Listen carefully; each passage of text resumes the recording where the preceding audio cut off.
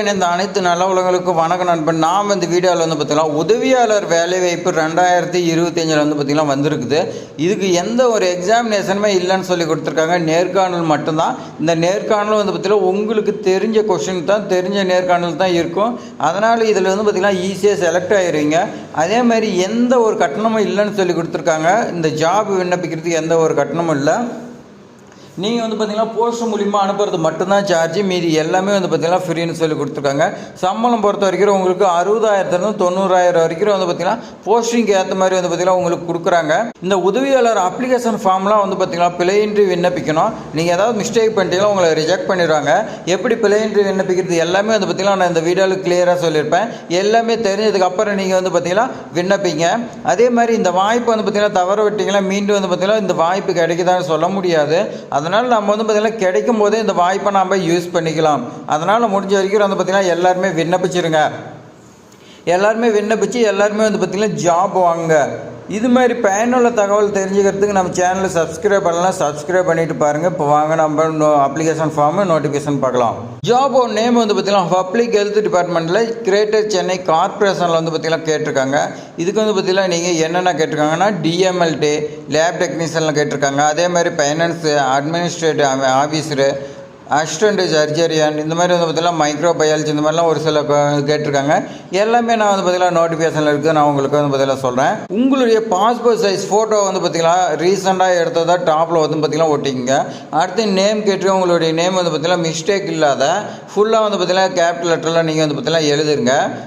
புரிகிற மாதிரி பார்த்தீங்கன்னா எழுதுங்க. ஒன்னோட ஒன்று பார்த்தீங்கன்னா ஒட்டாமல் எழுதுங்க. அதே மாதிரி உங்களுடைய ஃபாதர் நேமா இல்லை ஹஸ்பண்ட் நேமா பார்த்தீங்கன்னா கேட்டிருக்காங்க. மேரேஜ் ஆகாதீங்க பார்த்தீங்கன்னா ஃபாதர் நேம் எழுதுங்க. அதே மாதிரி பெண்கள் பார்த்தீங்கன்னா மேரேஜ் ஆகிருந்தால் அவங்களுடைய ஹஸ்பண்ட் நேம் பார்த்தீங்கன்னா எழுதுங்க. டேட் ஆஃப் பர்த் ஏஜ் பார்த்தீங்கன்னா கேட்டிருக்காங்க. உங்களுடைய மார்க் ஷீட்டில் என்ன இருக்குது அந்த டேட் ஆஃப் பர்த் எழுதிட்டு பக்கத்துலேயே பார்த்தீங்கன்னா உங்களுக்கு என்ன ஏஜ் கரண்டில் கம்ப்ளீட் ஆகிருக்குதோ அதை பார்த்தீங்கன்னா எழுதுருங்க. அடுத்து எஜுகேஷன் குவாலிஃபிகேஷன் பார்த்தீங்கன்னா கேட்டிருக்காங்க. இந்த எஜுகேஷன் குவாலிஃபிகேஷனுக்கு சர்டிஃபிகேட் நீங்கள் வைக்கணும். ஏஜ் ப்ரூஃபுக்கு பார்த்தீங்கன்னா வைக்கணும். அதனால் நீங்கள் கரெக்டாக பார்த்தீங்கன்னா எழுதுங்க. இப்போ கரண்டில் என்ன படிச்சுக்கிட்டீங்களோ அதை பார்த்தீங்கன்னா எழுதிருங்க. போஸ்டிங்க்கு ஏற்ற மாதிரி பார்த்தீங்கன்னா குவாலிஃபிகேஷன் கொடுத்துருப்பாங்க. அது என்னென்னு பார்த்தீங்கன்னா நோட்டிஃபிகேஷன் சொல்கிறேன், பார்த்து எழுதிருங்க. அடுத்து ஆதார் நம்பர் இப்படிலாம் கேட்டிருக்காங்க. இதுக்கு பார்த்தீங்கன்னா நீங்கள் ஆதார் கார்டு வைக்கிற மாதிரி இருக்குன்னு சொல்லி கொடுத்துருக்காங்க. 12 நம்பர் இருக்குது, அதை பார்த்தீங்கன்னா எழுதிங்க. ரிலீஜியன் பார்த்தீங்கன்னா கேட்டிருக்காங்க, அதை பார்த்தீங்கன்னா எழுதுருங்க. அடுத்து பார்த்தீங்கன்னா கம்யூனிட்டி கேட்டிருக்காங்க. இதில் பார்த்தீங்கன்னா டிக் பண்ண சொல்லி கொடுத்துருக்காங்க. ஓசியா, எஸ்சியா, எஸ்டியா, பிசியா, எம்பிசி, ஓபிசி, இந்த மாதிரி பார்த்தீங்கன்னா கேட்டிருக்காங்க. இதுக்கும் சர்டிஃபிகேட் நீங்கள் பார்த்தீங்கன்னா வைக்கிற மாதிரி இருக்கும். என்னங்கிறத டிக் பண்ண சொல்லி கொடுத்துருக்காங்க. காண்டாக்ட் ஃபோன் நம்பரும் அப்படி எல்லாம் இமெயில் ஐடி பார்த்தீங்கன்னா கேட்டிருக்காங்க. நீங்கள் காண்டாக்ட் நம்பர் எழுதுனா இமெயில் ஐடி பார்த்தீங்கன்னா ரெண்டுமே எழுதிங்க. இதுக்கு முன்னாடி நீங்கள் பார்த்தீங்கன்னா எங்கேயாவது ஒர்க் பண்ணிக்கிறீங்களான்னு கேட்குறாங்க. ஒர்க் பண்ணியிருந்தீங்களா அது பார்த்தீங்கன்னா இந்த இடத்துல எங்கே ஒர்க் பண்ணிங்கிறத மென்ஷன் பண்ணுங்கள். பண்ணிவிட்டு அதுக்கான சர்டிஃபிகேட் கேட்டிருக்காங்க அட்டாச் பண்ண சொல்லி. அடுத்து பார்த்தீங்கன்னா ப்ரெசன்ட் அட்ரஸ்ஸு, அதே மாதிரி டெம்பரவரி அட்ரஸ் ரெண்டுமே எழுதிங்க. அடுத்து கீழே பார்த்தீங்கன்னா இது எல்லாமே பார்த்தீங்கன்னா நான் சொல்லிக்கிற தகவல் ட்ரூன்னு பற்றிலாம் நீங்கள் சொல்லிடுங்க. இல்லை அதே மாதிரி பிளேஸ் எந்த இடத்துல விண்ணப்பிக்கிறீங்களோ பிளேஸ் போட்டு டேட் பற்றிலாம் கேட்டிருக்கேன். என்றைக்கு விண்ணப்பிக்கிறோம் அந்த டேட் போட்டுருங்க. சிக்னேச்சர் வித் டேட்டு கேட்டிருக்காங்க. நீங்கள் சைன் பண்ணி கீழே பார்த்தீங்கன்னா உங்களுடைய டேட் பார்த்தீங்கன்னா போடணும். உங்களுடைய சைன் பண்ணி அது பக்கத்துலேயே பார்த்தீங்கன்னா என்றைக்கு சைன் பண்ணிட்டீங்களோ அந்த டேட்டை போடணும். அப்ளிகேஷன் சப்மிட் பண்ணும்போது ரீசெண்டாக எடுத்த பாஸ்போர்ட் சைஸ் ஃபோட்டோ பார்த்தீங்கன்னா ஒட்டியிருக்குன்னு சொல்லி கொடுத்துருக்காங்க. அதேமாதிரி எல்லா டாக்குமெண்ட்லேயும் பார்த்தீங்கன்னா செல்ஃப் அட்டஸ்டட் பார்த்தீங்கன்னா குவாலிஃபிகேஷன், எக்ஸ்பீரியன்ஸ் சர்டிஃபிகேட் எல்லாத்துலேயும் பார்த்தீங்கன்னா மார்க் ஷீட்டாக எல்லாமே நீங்கள் செல்ஃப் அட்டஸ்டட் பண்ணுன்னு சொல்லி கொடுத்துருக்காங்க. அதே மாதிரி நீங்கள் இன்டர்வியூக்கு வரும்போது ஒரிஜினல் சர்டிஃபிகேட் எல்லாமே பார்த்தீங்கன்னா நீங்கள் சப்மிட் பண்ணணும். ஒரிஜினல் சர்டிஃபிகேட் இல்லைன்னா பார்த்தீங்கன்னா ரிஜெக்ட் பண்ணிடுவாங்க.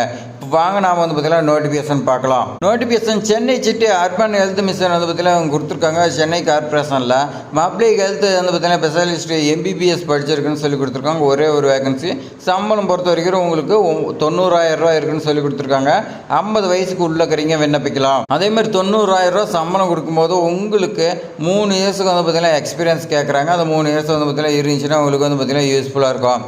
அடுத்து பார்த்தீங்கன்னா அசிஸ்டன்ட் பப்ளிக் ஹெல்த் ஸ்பெஷலிஸ்ட் இது பார்த்தீங்கன்னா இதுக்கு எம்பிபிஎஸ் தான். ஆனால் எக்ஸ்பீரியன்ஸு பார்த்தீங்கன்னா 3 இயர்ஸ் சொல்லி கொடுத்துருக்காங்க. ஆனால் சம்பளம் உங்களுக்கு 60,000 ரூபா இருக்கும். ஒரே ஒரு வேகன்சி. 40 இயர்ஸுக்கு உள்ளே இருக்குன்னு சொல்லி கொடுத்துருக்காங்க. அடுத்து மைக்ரோ பயாலஜி நான் மெடிக்கலில் பார்த்தீங்கன்னா மாஸ்டர் சயின்ஸ் வந்து பார்த்திங்கன்னா கேட்டிருக்காங்க. எம்எஸ்சி வந்து பார்த்திங்கன்னா medical microbiology, biotechnology, biomedical science இந்த மாதிரி வந்து பார்த்திங்கன்னா கேட்டிருக்காங்க. எக்ஸ்பீரியன்ஸ் வந்து பார்த்திங்கன்னா 3 இயர்ஸ் சொல்லி கொடுத்துருக்காங்க. ஒரே ஒரு வேகன்சி 40,000 சம்பளம் இருக்குன்னு சொல்லி கொடுத்துருக்காங்க. 50 இயர்ஸுக்கு உள்ளக்கறிங்க விண்ணப்பிக்கலாம். வெட்டினரி அசிஸ்டன்ட் வந்து பார்த்திங்கன்னா கேட்டிருக்காங்க. இது போஸ்ட் கிராஜுவேட் வந்து பார்த்திங்கன்னா வெட்டினரியில் நீங்கள் படிச்சிருக்குன்னு சொல்லி கொடுத்துருக்காங்க. அதே மாதிரி நீங்கள் வெட்டினரி கவுன்சிலில் ரிஜிஸ்டர் பண்ணியிருக்குன்னு சொல்லி கொடுத்துருக்காங்க. எக்ஸ்பீரியன்ஸ் பொறுத்த வரைக்கும் 5 இயர்ஸ் இருக்குன்னு சொல்லி கொடுத்துருக்காங்க. ஒரே ஒரு வேகன்சி தான், ஒரு வேகன்சியாக இருந்தாலும் உங்களுக்கு 53,000 சம்பளம் இருக்குன்னு சொல்லி கொடுத்துருக்காங்க. 50 இயர்ஸுக்கு உள்ளே இருக்கணும்.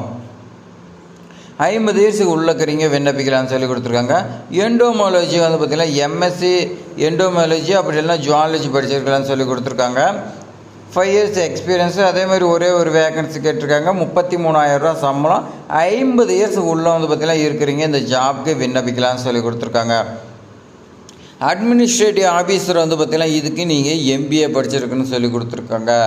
5 இயர்ஸ் எக்ஸ்பீரியன்ஸ் இருக்குன்னா 5 இயர்ஸ் இல்லைன்னா 10 இயர்ஸ் வந்து பார்த்திங்கன்னா எக்ஸ்பீரியன்ஸ் இருக்குன்னு சொல்லி கேட்டிருக்காங்க. ஒரே ஒரு வேகன்சி தான், ஆனால் 30,000 சம்பளம் உங்களுக்கு 50 இயர்ஸ்க்கு உள்ளே இருக்குன்னு சொல்லி கொடுத்துருக்காங்க.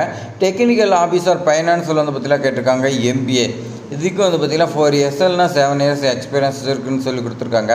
ஒரே ஒரு வேகன்சி இருக்குது. 30,000 சம்பளம். அதே மாதிரி 50 இயர்ஸுக்கு உள்ள கறிக்கு தான் விண்ணப்பிக்க முடியும்னு சொல்லி கொடுத்துருக்காங்க. அடுத்து டிஎம்எல்டி லேப் டெக்னீஷியன் வந்து பார்த்திங்கன்னா 2 இயர்ஸ் கோர்ஸ் நீங்கள் டிப்ளமோவில் படிச்சிருக்குன்னு சொல்லி கொடுத்துருக்காங்க. மெடிக்கல் லெபார்ட்டரி டெக்னீஷியன் வந்து பார்த்திங்கன்னா நீங்கள் படிச்சிருக்கணும். அதேமாதிரி தமிழ்நாடு கவுன்சில் வந்து பார்த்திங்கன்னா அப்ரூவல் பண்ண இன்ஸ்டியூட்டில் தான் நீங்கள் வந்து பார்த்திங்கன்னா படிச்சிருக்குன்னு சொல்லி கொடுத்துருக்காங்க. 2 வேகன்சி 14,000 சம்பளம். 40 இயர்ஸுக்கு உள்ளே இருக்குன்னு சொல்லி கொடுத்துருக்காங்க. டேட்டா மேனேஜருக்கு உங்களுக்கு போஸ்ட் கிராஜுவேட்டு ஐடி அப்படின்னா கம்ப்யூட்டர் சயின்ஸில் படிச்சிருக்கணும். மினிமம் வந்து பார்த்திங்கன்னா 3 இயர்ஸ் எக்ஸ்பீரியன்ஸ் கேட்டிருக்காங்க. ஒரே ஒரு வேகன்சி 26,000 சம்பளம். 40 இயர்ஸுக்கு உள்ளே இருக்கணும். டேட்டா அனாலிஸ்ட் வந்து பார்த்திங்கன்னா ஒரே ஒரு வேகன்சி. இதுக்கு நீங்கள் வந்து பார்த்திங்கன்னா போஸ்ட் கிராஜுவேட் வந்து பார்த்திங்கன்னா கம்ப்யூட்டர் சயின்ஸில் படிச்சிருக்கணும். அப்படின்னா ரிலேட்டடாக படிச்சிருக்கோன்னு சொல்லி கொடுத்துருக்காங்க. எக்ஸ்பீரியன்ஸ் பொறுத்த வரைக்கும் வந்து பார்த்திங்கன்னா உங்களுக்கு எம்எஸ் ஆஃபீஸில் வந்து பார்த்திங்கன்னா உங்களுக்கு நல்லா தெரியணும். ஒரே ஒரு வேகன்சி 26,000 சம்பளம். 45 இயர்ஸ்க்குள்ளே வந்து பார்த்திங்கன்னா இருக்குன்னு சொல்லி கொடுத்துருக்காங்க. மல்டிபர்பஸ் அசிஸ்டன்ட் வந்து பார்த்திங்கன்னா உங்களுக்கு 2 வேகன்சி. கிராஜுவேட் நீங்கள் படிச்சிருந்தால் போதும் சொல்லி கொடுத்துருக்காங்க. 3 இயர்ஸ் வந்து பார்த்திங்கன்னா எக்ஸ்பீரியன்ஸ் கேட்டிருக்காங்க. டைப்பிங்கும் உங்களுக்கு அதே மாதிரி கம்ப்யூட்டர் நாலேஜ்லாம் தெரியும்னு சொல்லி கொடுத்துருக்காங்க. 13,500 சம்பளம். 30 இயர்ஸுக்கு உள்ளக்கறிங்க விண்ணப்பிக்கலாம். மொத்தம் வந்து பார்த்திங்கன்னா 13 வேகன்சி இருக்குதுன்னு சொல்லி கொடுத்துருக்காங்க. ஒரு சில கண்டிஷன்லாம் கொடுத்துருக்காங்க. அதை நான் வந்து பார்த்திங்கன்னா சொல்கிறேன். இந்த கண்டிஷன் பொறுத்த வரைக்கும் இந்த ஜாப் வந்து பார்த்திங்கன்னா டெம்பரவரி ஜாப்னு சொல்லி கொடுத்துருக்காங்க. 11 மாதம் தான் வந்து பார்த்திங்கன்னா இருக்கும். பிளேஸ் ஆஃப் ஒர்க் வந்து பார்த்திங்கன்னா கிரேட்டர் சென்னை கார்பரேஷன் வந்து பார்த்திங்கன்னா அந்த லிமிட்டெட்லாம் அங்கே தான் இருக்குன்னு சொல்லி கொடுத்துருக்காங்க சென்னையில். உங்களுக்கு 11 மாதம் தான் இந்த கான்ட்ராக்ட் பீரியட் இருக்குது. அதுக்கு மேலே உங்களுடைய பர்ஃபார்மன்ஸ் பொறுத்து தான் வந்து பார்த்திங்கன்னா அடுத்து எக்ஸ்டெண்ட் பண்ணுறது என்னென்னு அவங்களுக்கு வந்து பார்த்திங்கன்னா அப்போ தான் தெரியும். அதே மாதிரி இந்த கான்ட்ராக்ட் வந்து பார்த்திங்கன்னா எப்போ வேணாலும் உங்களுக்கு டெர்மினேட் பண்ணலாம். 1 மாதத்துக்கு முன்னாடி நோட்டீஸ் கொடுத்துட்டு உங்களை வந்து பார்த்திங்கன்னா டெர்மினேட் பண்ணலாம்னு சொல்லி கொடுத்துருக்காங்க. அதே மாதிரி விண்ணப்பிக்கிறதுக்கான லாஸ்ட் டேட் வந்து ஒருத்த வரைக்கும் 9/7/2025 லாஸ்ட் டேட்டு. அதுக்குள்ளே நீங்கள் வந்து பார்த்திங்கன்னா விண்ணப்பிக்கணும். அப்ளிகேஷன் எல்லாமே வந்து பார்த்திங்கன்னா ஃப்ரீன்னு சொல்லி கொடுத்துருக்காங்க. அப்ளிகேஷன் ஃபீஸ் இல்லை. நீங்கள் எந்த அட்ரஸுக்கு விண்ணப்பிக்கணும்னா the member secretary Chennai city urban health mission, அதே மாதிரி public health department, Ripon building, Chennai வந்து பார்த்திங்கன்னா 6,03,000 இந்த இதுக்கு வந்து பார்த்திங்கன்னா நீங்கள் சென்ட் பண்ணுங்கள். அதேமாதிரி passport size photo, self attested photo காப்பியான வந்து சர்டிஃபிகேட் எல்லாமே வந்து பார்த்திங்கன்னா கேட்டிருக்காங்க. Works experience.